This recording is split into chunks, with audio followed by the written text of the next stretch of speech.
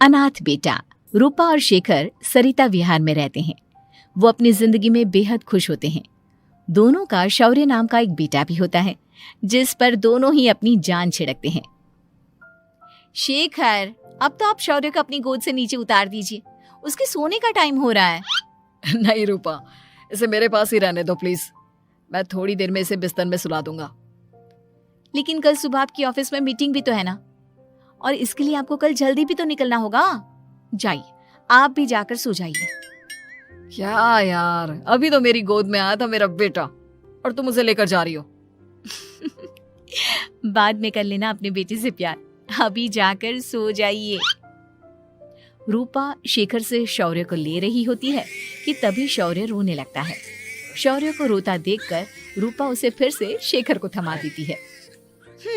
आपका बेटा ना एक नंबर का नौटंकी है, बिल्कुल आप पर गया है वो। साफ बोलो ना, तुम्हें जलन होती है हम दोनों बाप बेटे का प्यार देखकर। पहले बड़ा तो होने दो तुम शौर्य को, फिर देखना वो सबसे ज्यादा मुझे ही प्यार करेगा। देखते हैं। ऐसे ही दिन बीतते चले जाते हैं और एक दिन कैंसर की बीमारी के चलते रूपा की मौत हो जाती है। अब शौर्य 3 साल का हो चुका होता है, जिसके कारण उसकी दादी शेखर पर दूसरी शादी का दबाव बनाने लगती है। शेखर, शौर्य अभी बहुत छोटा है और उसे इस समय एक माँ के प्यार की बहुत जरूरत है। माँ, मुझे दूसरी शादी नहीं करनी। क्या पता जो दूसरी औरत आएगी वो मेरे बेटे को एक माँ का प्यार दे या ना दे। तो रूपा की छोटी बहन वैशाली से ही शादी क्यों नहीं कर लेता? वो तो शौर्य को एक माँ का प्यार पूरा दे सकती है ना।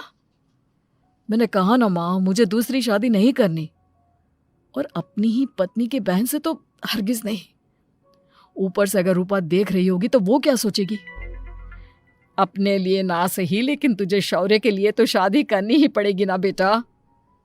शेखर कुछ कहता उससे पहले ही अंजुमन उसे रूपा की कसम दे देती है, जिसके आगे मजबूर होकर शेखर शादी के लिए हामी भर देता है। देखो वैशाली, मैंने तुमसे शादी सिर्फ अपने बच्चे के लिए की है। मैं चाहता हूं कि तुम उसे एक माँ का भरपूर प्यार दो। शौर्य, आपके साथ साथ मेरा भी कुछ लगता है। अगर आप मुझसे शादी नहीं भी करते तब भी मेरा प्यार शौर्य के लिए कभी कम या ज्यादा नहीं होता। शादी के कुछ दिनों बाद ही शेखर की माँ की भी मौत हो जाती है। वैशाली शौर्य को एक माँ से भी बढ़कर प्यार देती है। शौर्य को लेकर वैशाली का यूं निस्वार्थ प्यार देखकर शेखर को भी उससे प्यार हो जाता है और कुछ सालों बाद शेखर और वैशाली का भी लड़का हो जाता है। लेकिन इसके बाद वैशाली का शौर्य को लेकर बर्ताव बदलने लगता है। वैशाली, मैं देख रहा हूं तुम आजकल शौर्य का जरा भी ध्यान नहीं रख रही हो। मुझे पता नहीं था कि आदित्य के होने के बाद तुम इतना बदल जाओगी। आदित्य मेरा अपना सगा खून है और शौर्य दीदी का, फिर मैं दोनों में अंतर कैसे नहीं करूं? माँ भले ही दोनों की अलग अलग है, लेकिन पिता तो एक है ना। अगर मुझे पहले पता होता कि तुम इतनी जल्दी बदल जाओगी तो मैं कभी तुमसे शादी ही नहीं करता। हाँ, तो किसने कहा था आपसे मुझसे शादी करने के लिए?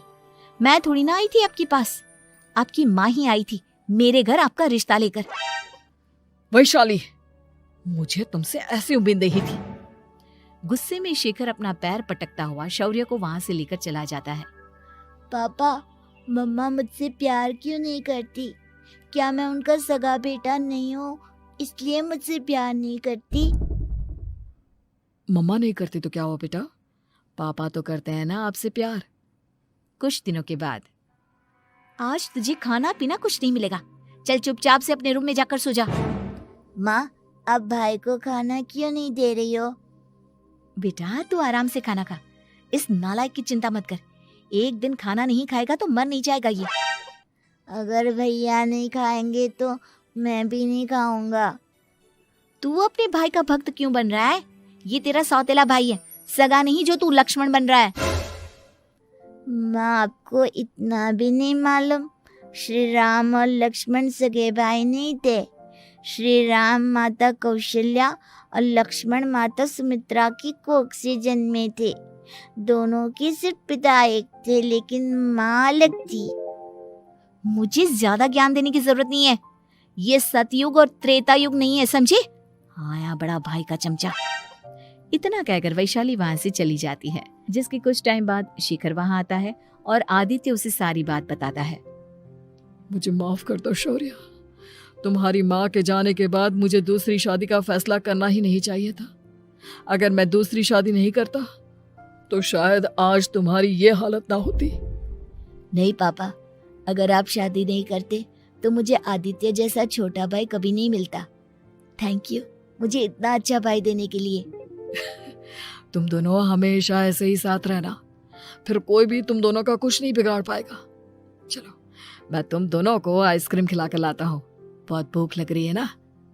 शिखर शौर्य और आदित्य को आइसक्रीम दिलाने